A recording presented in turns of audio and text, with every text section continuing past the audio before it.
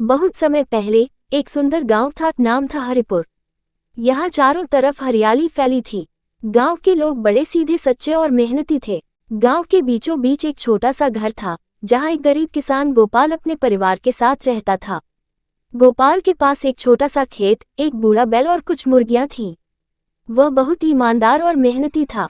दिन भर वह खेत में पसीना बहाता और शाम को अपने बच्चों के साथ हंसी खुशी समय बिताता। लेकिन उसी गांव में रहता था सेठ हरिराम, बड़ा लालची और घमंडी। उसके पास कई खेत, ढेर सारे पैसे और एक बड़ा महल था।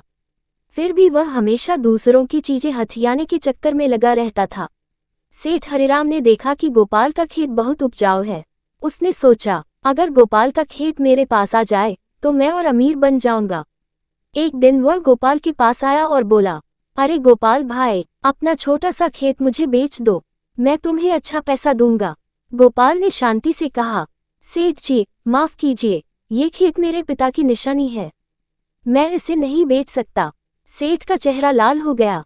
उसने ठान लिया कि वह किसी भी हाल में गोपाल का खेत अपने कब्जे में करेगा।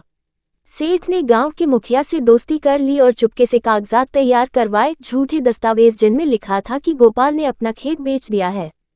सेठ ने गोपाल से कहा, अब ये खेत मेरा है, देखो मेरे पास दस्तावेज हैं। बेचारा गोपाल हैरान था। वह कभी स्कूल नहीं गया था, उसे पढ़ना नहीं आता था। वह समझ नहीं पा रहा था कि क्या करे। उसी रात गोपाल बहुत दुखी होकर मंदिर गया। वह भगवान से प्रार्थना कर रहा था कि तभी वहां एक बूढ़े साधु बाबा आए। उनके पास एक चमचमाती लाठी थी और उनके चेहरे पर तेज था। साधु बाबा ने पूछा, बेटा क्यों दुखी हो? गोपाल ने रोते हुए सारी बात बताई। साधु बाबा मुस्कुराए और बोले, चिंता मत कर बेटे, न्याय जरूर होगा। ये लो, यह एक जादुई बीज है, इसे अपने खेत में बो देना, कल सूरज उगने से पहले कुछ अद्भुत होगा। गोपाल ने धन्यवाद किया और बीज को संभाल कर घर ले आया। रात में गोपाल ने चुपचाप बीज बो दिया।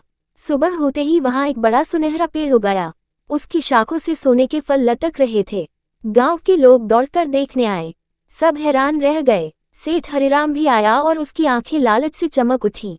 सेठ चिल्लाया, ये पेड़ मेरे खेत में उगा है तो फल भी मेरे हैं। लेकिन तभी साधु बाबा फिर प्रकट हुए और बोले, जो इस खेत का सच्चा मालिक है वही इस पेड़ से फल तोड़ सकता है। सेठ ने लालच में हाथ बढ़ाया, लेकिन जैसे ही उसने फल को छुआ उसकी उंगलियां लाल हो गईं और जलन होने लगी। साधु बाबा बोले, लालच बुरा है सेठ जी, सच्चाई को कोई नहीं दबा सकता। सेठ की पोल खुली। गांव के मुखिया और सारे लोग इकट्ठा हुए। साधु बाबा ने गांव वालों को जादुई रूप से दिखाया कि कैसे सेठ ने झूठे दस्तावेज बनवाए थे।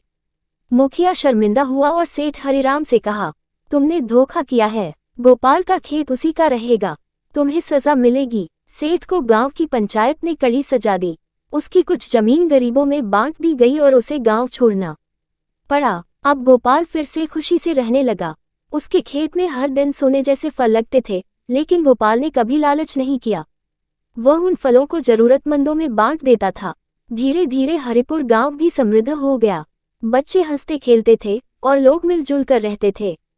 गोपाल हमेशा कहता, मेहनत और सच्चाई की जीत होती है और लालच का अंजाम बुरा होता है। बच्चों, इस कहानी से हमें ये सीखने को मिलता है, ईमानदारी सबसे बड़ी दौलत है। लालच हमेशा नुकसान करता है। कठिन समय में भी धैर्य और भरोसा रखो, जीत सच्चाई की होती है।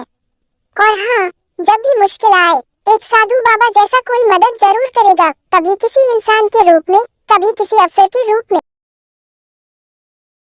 वीडियो को लाइक और शेयर करें। आगे की अपडेट के लिए सब्सक्राइब करना ना